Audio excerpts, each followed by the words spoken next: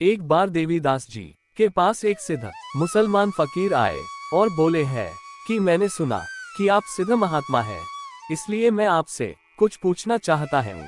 ये सुनकर देवीदास जी ने कहा कि मैं गृहस्थी हूँ, सिद्ध होना बड़ा कठिन कार्य है, परंतु स्वामी जी का दास होने के नाते उनके प्रताप से जो कुछ भी मालूम होगा अवश्य बताओ टरगा। तब फकीर ने पूछा कि यह बताइए कि दिल्ली के दक्षिणी दरवाजे पर इस समय कौन बैठा है और क्या लिए हैं।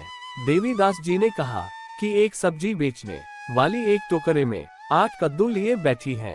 ये सुनकर फकीर ने आंखें बंद की और थोड़ी देर बाद कहा कि यह सच है, परंतु अब बताइए कि वे कद्दू बिक गए या नहीं, और बिक गया तो कहाँ गया। तब देवीदास जी बोले कि 7 बिके हैं, जिनमें से एक सेठ ले गया है, दूसरा एक मियाँ साहब, और इसी तरह शेष कद्दुओं के विषय में बता दिया, परंतु एक कद्दू नहीं बिका है। और फकीर साहब ने फिर आंखें बंद कर ध्यान में देखा, तब बोले कि यह भी सच है। तब देवीदास जी ने कहा कि अब आप बताइए कि जो कद्दू नहीं बिका था वह अब कहाँ है। फकीर ने ध्यान में देखा तो वो कद्दू उस सब्जी वाली के पास नहीं था और पूरी दिल्ली में भी कहीं दिखाई नहीं दिया। तब फकीर ने कहा कि मुझे ढूंढने से भी नहीं मिल रहा है कि कहाँ गया, दिल्ली में तो है नहीं और पूरी दुनिया में देखने की ताकत मुझ में नहीं। तब देवीदास जी ने कहा कि उस सब्जी बेचने वाली से पूछो।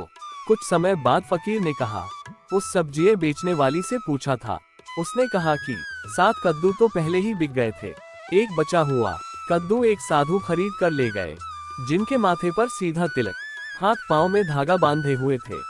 मैंने उनको नया साधु जानकर नाम पूछा था तो उन्होंने अपना नाम देवीदास बताया, परंतु आप मेरे सामने यही मौजूद है, तो वहाँ पर कौन देवीदास कद्दू खरीद ले गया।